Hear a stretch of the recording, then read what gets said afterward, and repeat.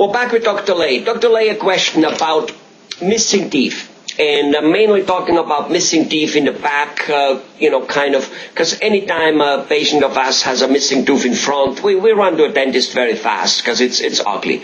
Now, however, in the back, not so much. There, we seem to be having a different opinion than you dentists. Every dentist keeps saying you've got to replace missing teeth, otherwise all havoc breaks loose. But we, the patients, don't see any havoc breaking loose. The tooth is missing. Whatever brought it out may have had some uncomfortable ways of doing it. But once it's out, a few days later, literally, we get used to chewing on one side. It's no big deal. Maybe we're sloppy eaters anyways, like me. I just swallow a cow in one thing down, so whether I have teeth in it or not makes no difference.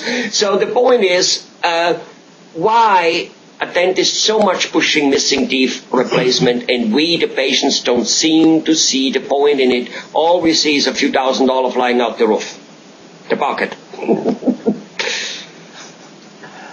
Well, it certainly isn't cheap, that's for sure, and it is an investment in yourself. I mean, a missing tooth can really contribute to headaches, to joint problems. You may get headaches. Why headaches? Well, there's additional stresses on the joint that opens and closes the mouth, and if there's additional stress on that, it's going to get tired, just like a muscle gets tired. If you overwork it, if you haven't worked out in 6 months and you go back to the gym as if you were working out 6 months prior, you're going to be sore. And it's the same thing with the missing tooth.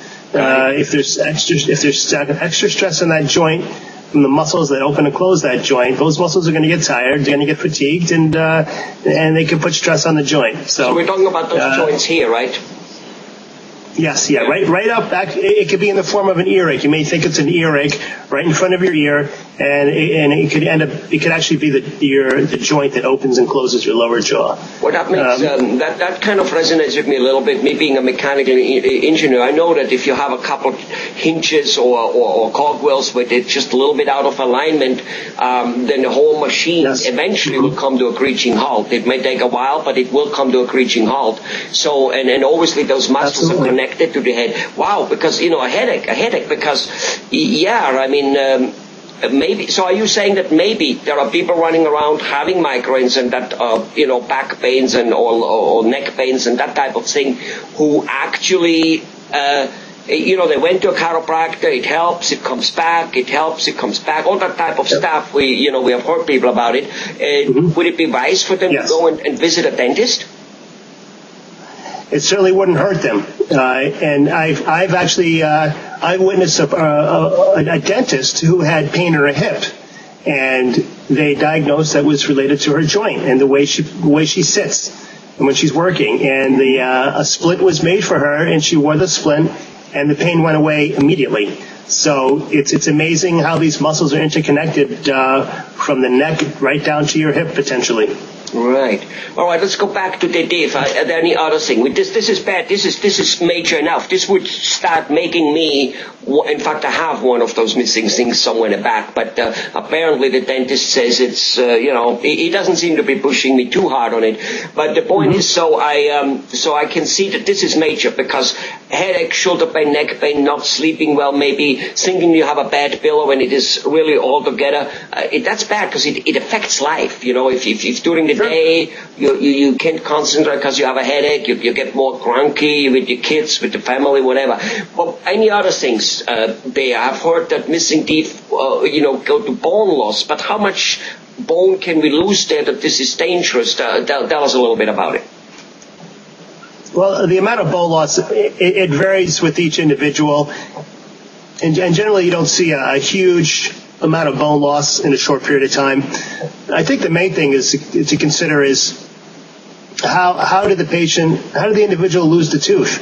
What were the factors that caused that? Because they could be at risk for losing more teeth or potentially losing a front tooth if that back tooth is missing, because they protect each other. The front teeth protect the back teeth and vice versa. The back teeth protect the front teeth. And if they're in a cycle where they're losing teeth or their teeth are cracking, it's something that can be addressed soon enough to avoid that expense of having to replace a tooth, because it does get very expensive, and it could mean the difference of spending maybe $500 or $600 over instead of $4,000 or $5,000, to repair a tooth versus to replace a tooth. So that's why it's great to have all of your teeth looked at and check for those cracks and fractures, especially if you lost a tooth. Right. So you're saying the one tooth protects the other tooth. Are you telling me this is a little bit like a fence? You have all those fence balls in it, the wooden balls, and once one or two of them are missing, the other ones have no more support, and they start getting cracking, and then they get a little crooked and act like a grow path for the other one, and pretty soon you have a fence which looks ugly, and every dog and cat can come in and out. Basically, it loses its functionality, right? Yeah, that's a great analogy, and I think I'll use that. I think I'll use it today. That's a good analogy. Yeah. All right, so that's basically kind of like what it is. So yeah, all right. So we have headaches, we have that stuff, and so I can see that this is now on an average. However, it doesn't necessarily go very fast. A person, let's just say a person doesn't have the finances to fix it today. Can all that happen within a few months? He says, look, it's November, Christmas is coming up. I'm all overloaded with Christmas presents for my grandkids. Blah blah blah. Why don't we do it in February, March? That wouldn't spell the end of the world, would it? Absolutely not. And really, the patient ultimately has to be ready to proceed with the treatment, because it is a commitment, and they have to be, on board 100%.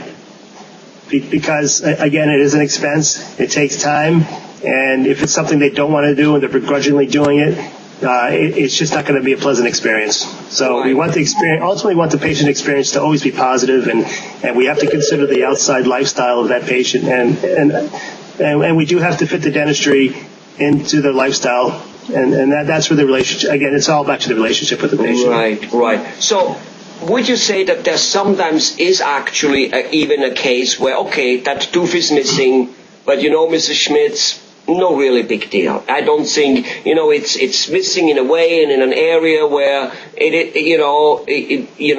let's keep observe. If you get headaches, we can look at it. But right now, you're just fine. Because is that happening also? That not every tooth robotically needs to be replaced? Yeah, I mean, if you're talking about a third molar or even a second molar, the chances are it's not going to create a problem in the patient's mouth where they need to do something immediately. Got it. Yes. All right. Yes. Thank you very much for being so informative here, Dr. Leigh. Thank you very much.